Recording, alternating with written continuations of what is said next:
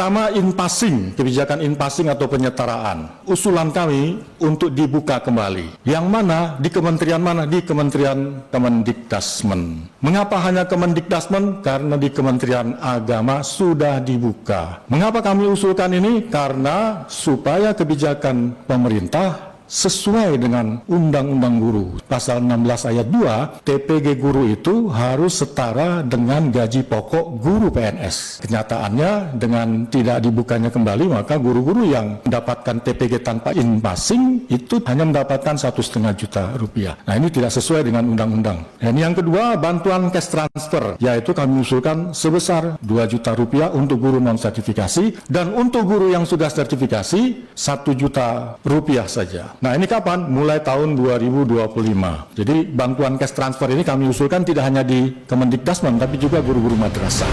Sobat Pendidikan, jumpa lagi kita di program Visi Educare, tempat kita mendiskusikan isu-isu pendidikan secara kritis dan mendalam.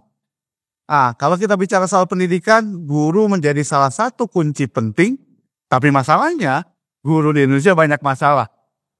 Sehingga kondisi pendidikan kita masih belum beranjak dari masalah-masalah mendasar. Nah, salah satu masalah yang dihadapi oleh guru kita, khususnya di guru-guru non-ASN, ini adalah terkait dengan in-passing. Yang dulu guru-guru ketika aturan soal in-passing, guru-guru yang sudah disetarakan, gajinya akan sama dengan guru ASN yang jabatannya sama, gitu ya. Tapi sejak beberapa tahun lalu, aturan terkait dengan in-passing ini dihapus. Yang pada akhirnya justru malah merugikan guru-guru non-ASN, khususnya guru-guru swasta. Nah, untuk membahas masalah ini dan tentu saja apa saja solusi yang mesti dilakukan, baik oleh guru maupun oleh pemerintah, kita sudah mengundang narasumber tetap kita, salah satu narasumber tetap kita, Pak Suparman Marjuki Nahali, atau saya biasa manggil Pak Parman. Selamat siang Pak Parman. Ya, selamat siang Mas Sade Irawan. Apa kabar Pak? Kabar baik. Pak Parman ini mendedikasikan sebagian besar hidupnya untuk pendidikan, khususnya untuk guru ya Pak Parman. Ini kita kenal sejak awal tahun 2000-an ya Pak Parman, buat lembaga namanya Lembaga Advokasi Pendidikan. Lalu Pak Parman juga malang melintang di dunia organisasi guru ya Pak.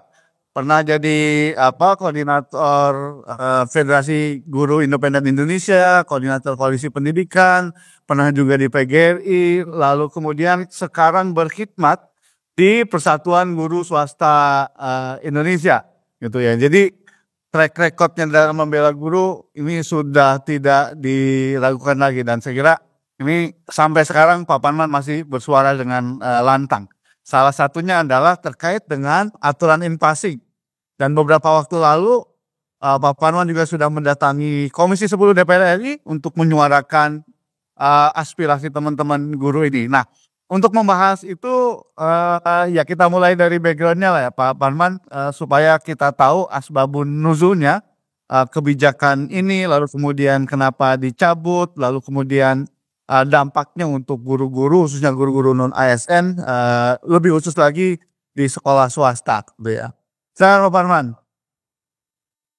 Iya, baik, terima kasih Mas Sade. Memang saya mendampingi teman-teman guru-guru swasta ya, yang tergabung dalam Persatuan Guru seluruh Indonesia, itu yang berkhidmat di menjadi wadah bagi guru-guru sekolah swasta dan madrasah swasta, mayoritas ya. Samping juga ada anggotanya guru-guru yang sudah ASN sebenarnya ya.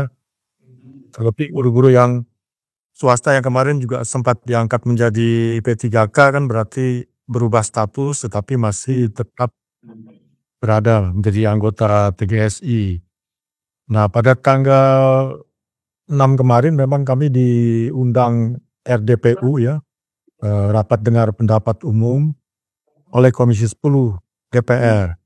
Nah, dalam rangka untuk memberi ruang dari Komisi 10 untuk penyampaian aspirasi guru-guru swasta terhadap skema peningkatan kesejahteraan guru-guru non-ASN. Nah, guru-guru swasta ini kan, dan baik sekolah maupun madrasah itu masuk dalam kelompok non ASN ya. Tapi dulu disebut GBPNS, guru bukan PNS. Kemudian diubah menjadi non PNS. Nah, sekarang nomenklaturnya diubah menjadi non ASN. Nah itu karena ada dua kelompok ASN kan, P3K dan PNS. Nah dalam kesempatan itu kami menyampaikan 5 poin ya, 5 usulan atau aspirasi. Tapi poin pertama yang kita usulkan yang mungkin akan menjadi fokus pembicaraan kita di sini ya Mas Tade, yaitu tentang in-passing ya. In-passing itu bahasa peraturan menteri sebenarnya ya, tapi kemudian kalau kita terjemahkan penyetaraan ya. Jadi in-passing itu dipakai juga di dalam nomenklatur peraturan menteri dulu ketika membuat penyetaraan guru-guru swasta. Nah ini penyetaraan ini atau in-passing ini kan sebenarnya merupakan amanat dari Undang-Undang 14 tahun 2005 tentang guru dan dosen. Itu disebutkan di pasal 16 ayat 2-nya. Ya. Nah ayat 2 ini merupakan sambungan atau penjelasan dari ayat 1-nya. Di ayat 1 itu disebutkan 16 ayat 1-nya bahwa guru-guru yang bekerja di sekolah-sekolah yang dikelola atau didirikan oleh masyarakat, berarti kan swasta ini ya, kita sebut saja ini swasta atau guru bukan PNS. Nah itu mendapatkan tunjangan profesi guru ya. Setelah apa? Setelah disertifikasi. Lalu berapa besaran tunjangan profesi guru yang diperoleh oleh guru-guru swasta ini? Nah di pasal 16 ayat 2 itu dijelaskan bahwa besaran tunjangan profesi guru yang diterima oleh guru-guru non-ASN atau guru swasta itu besarnya setara dengan gaji pokok guru-guru yang diangkat oleh pemerintah. Ya, pemerintah kita sebut saja setara dengan guru-guru PNS lah gitu ya. Nah, sehingga kan guru-guru swasta ini tidak golongannya beda-beda ya pengangkatannya di swasta gitu. Harus disetarakan dulu.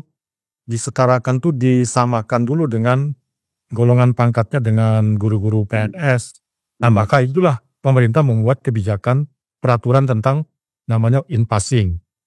2007 itu dikeluarkanlah peraturan Menteri Pendidikan Nasional tentang in-passing ini.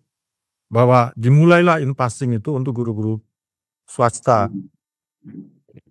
Itu dilihat dari ininya, bagaimana penyetaraan itu dilakukan, itu dengan melihat masa kerja guru, dia pangkat golongan, dan kualifikasinya. Jadi ada guru yang setelah di-in-passing, dia akan ditentukan, oh guru tersebut punya golongan 3A misalkan ya. Oh guru tersebut punya golongan 4A sama dengan PNS yang lainnya. Sehingga kalau sudah ditetapkan itu dia akan diberikan SK namanya SK in-passing. Nah, ketika keluar SK in-passing itulah guru-guru akan mendapatkan tunjangan profesi 1 kali gaji pokok sama dengan guru-guru PNS sesuai dengan pangkat golongan hasil in-passingnya itu. Jadi masa itu berjalan dari 2007 sampai 2019 ya. SK in-passing. Bahkan itu ditopang pada tahun 2009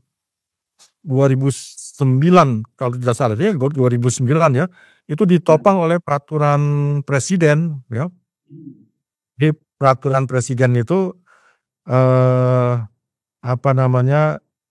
menopang adanya in-passing ini ya. Jadi peraturan presiden nomor 41 ya tahun 2009 itu mempertegas gitu loh bahwa guru-guru non-ASN, guru non-PNS, guru swasta lah gitu ya, itu ya, dilakukan penyetaraan untuk nantinya akan mendapatkan tunjangan profesi sama dengan hasil dari penyetaraan itu. Nah ini berlangsung sampai tahun 2019. Tapi kemudian 2019 itu keluarlah surat edaran dari Direktur Jenderal Guru dan Tenaga Kependidikan Kemendikbud. GTK ya? Ya, Dirjen GTK itu mengeluarkan surat edaran yang menyebutkan bahwa kesetaraan atau penyetaraan atau in-passing ini ditutup secara permanen mulai bulan Juli tahun 2019. Setelah Alasannya apa, Pak? nah itu yang kita nggak apa namanya ya, tidak diberitahu, tapi di dalam surat edaran itu disebutnya bahwa nanti akan dibuatkan gitu ya ketentuan baru tentang in-passing ini, tentang penyetaraan. Nah, ditunggu-tunggu apa itu ketentuan barunya. Nah, baru kita tahu bahwa ternyata tahun berikutnya tahun 2020 dalam ketika pemerintah ingin membayarkan tunjangan profesi guru untuk guru-guru swasta, itu kita ketahui ternyata di dalam peraturan Sekretaris Jenderal ya, muncullah Persesjen ini, peraturan Sekretaris Jenderal Kemendikbud.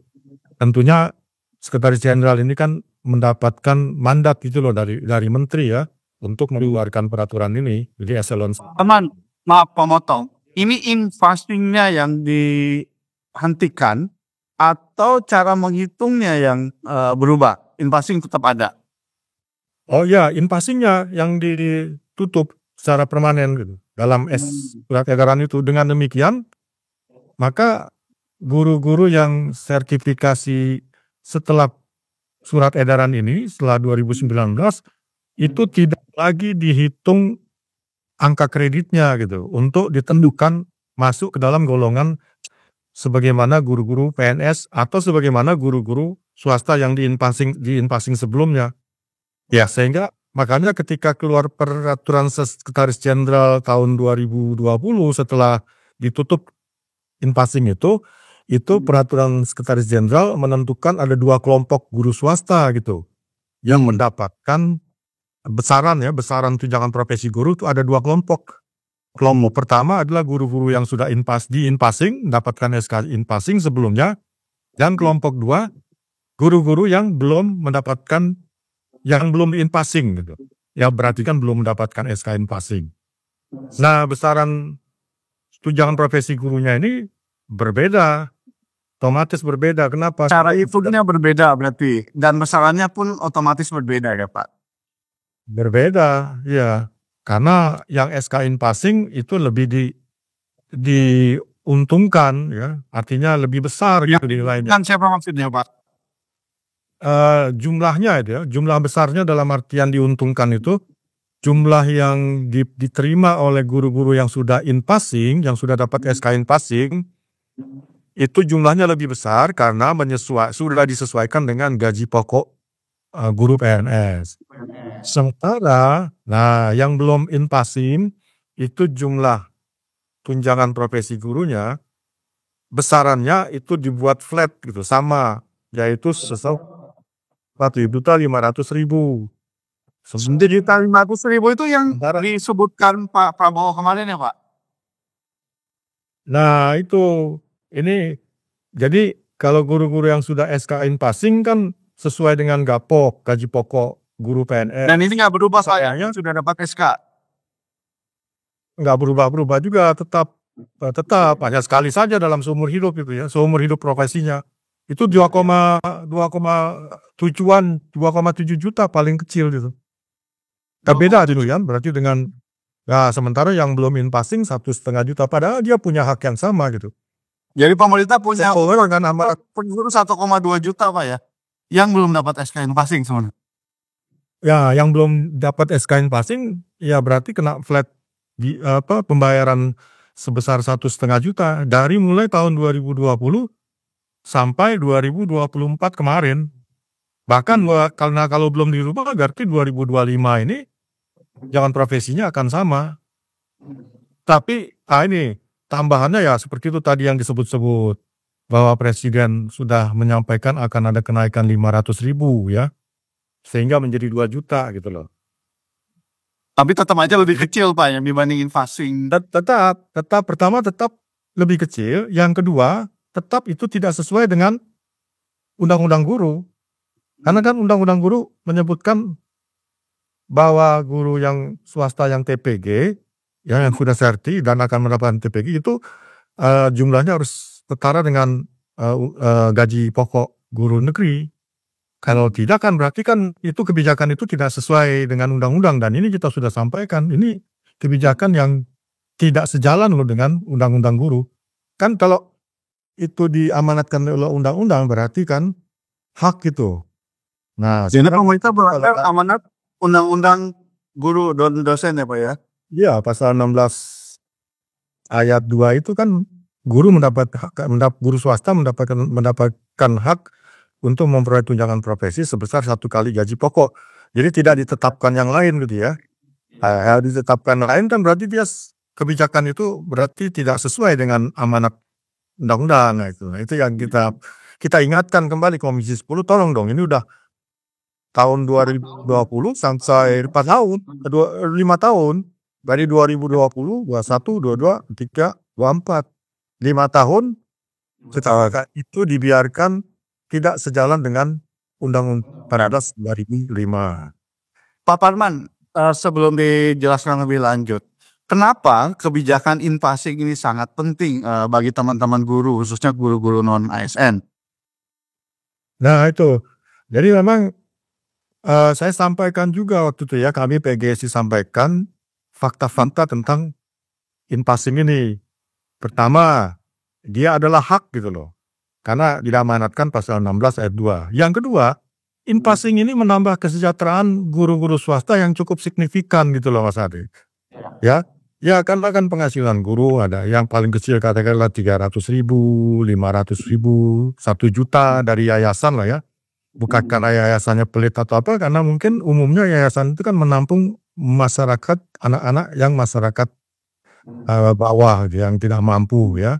Nah, kemudian dikelola lah oleh yayasan tersebut. Nah, guru-guru kan mau tidak mau, karena uangnya dapat dari masyarakat yang terbatas, maka pembayaran ke gurunya juga terbatas. Nah, dari jumlah yang terbatas itu, dengan adanya tunjangan profesi guru ini cukup memberikan tambahan, apalagi jika in-passing. Dengan in-passing kan sesuai dengan gapok. Jadi dari katakanlah tadinya 600.000, 1 juta dari yayasan, dia akan mendapatkan tambahan kalau di in-passing minimum 2,7 juta. Kesejahteraan tinggal tergantung tingkat kemahalan hidup di wilayah masing-masing itu Mas Ade ya. Karena kalau dilihat dari undang-undang guru kan hak guru itu memperoleh penghasilan di atas kebutuhan hidup minimum. Nah, itu kalau 2,7 di DKI kan harusnya mendapatkan 5 juta lebih kan UMP ya. Nah itu jadi. Ya tapi bagi kita itu cukup signifikan ada kenaikan. Sudah hampir 5 tahun Pak, tapi gak banyak yang bersuara. Kenapa Pak Parman? Ini guru-guru kan yang mestinya yang paling dirugikan dengan kebijakan ini. Ya, sudah sering disuarakan ini Pak Ade ya. Dan melalui kita PGSI sudah disampaikan, cuma di pihak lapangannya ya Kementerian Dikbud, ketika kita sampaikan mereka sendiri angkat tangan, tidak memberikan kepastian kapan kira-kira in-passing ini bisa dibuka kembali. Kenapa Pak? Kementerian angkat tangan?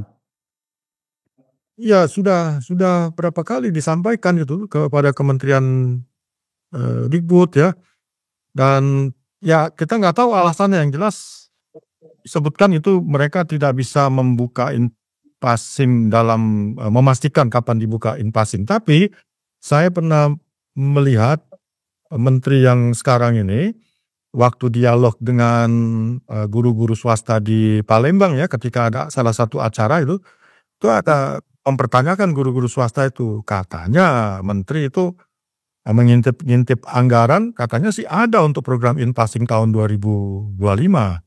Tapi sayangnya sampai terakhir kami sebelum ke DPR, kami juga sempat ketemu dengan Dirjen GTK, itu ya Dirjen GTK-nya juga tidak bisa memastikan kapan in-passing itu dibuka. Bahkan daerah-daerah itu akhirnya banyak guru-guru yang sudah mengumpulkan berkas untuk in-passing dan mengutus perwakilannya, termasuk juga pengurus PGSI itu ya, diminta untuk membawa berkas untuk program in-passing, karena di daerah itu juga santer bahwa in-passing itu sudah dibuka, jadi beredar itu Mas Ade ya. Nah, kita sampaikan ke Kementerian Dikbud waktu itu, Kemendikdasmen yang sekarang ini yang baru, ternyata itu belum dibuka. Nah anehnya tahun 2023 zaman di Kementerian Agama Itu in-passing sudah dibuka itu 2023 itu Kementerian Agama. Makanya kami sampaikan ke Komisi 10, kenapa di Kementerian Agama sudah dibuka sementara di Kementerian Dikbud malah belum memberikan informasi sedikit pun tentang in-passing ini. Membahas Sampai sekarang belum ada informasi apapun ya Pak ya? tidak ada sampai. Bahkan kemarin kalau kita lihat rapat terakhir itu ada rapat kerja ya kemarin itu hari Rabu tanggal 12 Februari. Itu kalau kita simak hasil pembicaraannya tidak ada itu penyampaian aspirasi kami itu disampaikan kepada Kementerian Dikbud. Bahkan Kementerian Dikbud ya tidak pernah menyinggung-nyinggung sama sekali di dalam rapat itu. Ya kemarin kan ada part yang berkaitan dengan efisiensi anggaran Kementerian Pendidikan ya, baik di tinggi. Ya, ini dikaitkan dengan pemangkasan anggaran Pak, termasuk di Kementerian Pendidikan Dasar dan Menengah. Ya memang sudah Ini pemerintah akan buka in-passing lagi. ya memang tunjangan profesi guru tidak dikurangi ya, baik ya termasuk yang non ASN tidak dikurangi ya. Tetapi paling tidak kami berharap aspirasi itu disampaikan dan dibicarakan lah setidak-tidaknya. Kalaupun saat ini mengalami problem anggaran, ya itu disampaikan, didiskusikan karena itu problem ini loh konstitusi kan. Artinya kalau tidak dijalankan tidak sesuai dengan undang-undang guru itu dan sudah 5 tahun itu tidak ada kesesuaian kebijakan itu dijalankan. Nah, kalau dibahas sampaikan. Nah, kami juga terus terang agak bertanya-tanya juga kenapa anggota Komisi 10 DPR yang kemarin ikut di dalam rapat menerima kami itu tidak ada yang menyampaikan itu aspirasi guru-guru swasta termasuk dari PGSI ya, khususnya terkait in-passing tidak disampaikan itu. Paling tidak patut ya disampaikan dulu gitu ya, dibahas, dibicarakan, meskipun itu kunci utamanya bicara efisiensi ya, tapi kan efisiensi itu kan bicara program juga ya di dalamnya, harusnya disampaikan. Mungkin takut anggarannya dipotong nggak? Seperti Kementerian Pendidikan. Sekarang kan DPR salah satu lembaga yang selamat nggak dipotong Pak. Nah itu. Iya, harusnya ya silakan. Ini kan kalau kita bicara soal guru itu ya, sekali lagi bagian terpenting dalam pendidikan dan guru juga tidak akan bisa mengajar dengan optimal kalau mereka masih berkutat dengan masalah kesejahteraan. Dan kita sekali lagi masih berkutat dengan masalah-masalah itu gitu ya. Dan mestinya in-passing walaupun tidak bisa jadi tolak ukur soal kesejahteraan, paling tidak ada tambahan gitu ya, gaji atau pendapatan yang diterima oleh guru. Nah, menurut Bapak apa yang mesti dilakukan oleh teman-teman guru? Ya, kalau kita minta pemerintah kan dan DPR tadi Pak Parman sudah cerita, mereka ya masih nyuekin lah ya. DPR masih nyuekin, pemerintah juga masih belum bersikap dengan tegas, belum ada langkahnya, baru ngintip-ngintip, anggarannya udah ada tapi juga nggak ada tindak lanjut. Nah, apa yang mesti dilakukan oleh teman-teman guru, khususnya guru-guru non ASN di sekolah-sekolah swasta ini untuk memaksa pemerintah agar membuat kebijakan in-passing ini, karena ini sejalan dengan undang-undang gitu ya. Ya kami kan tetap salah satu langkah kami kan ya itu tadi ketemu dengan Komisi 10 kemarin ya Mas Ade ya. Itu yang karena ini kan problemnya bukan hanya sekedar problem pendanaan ya. Ya artinya bukan hanya persoalan kesejahteraan tapi juga pelaksanaan dari undang-undang gitu.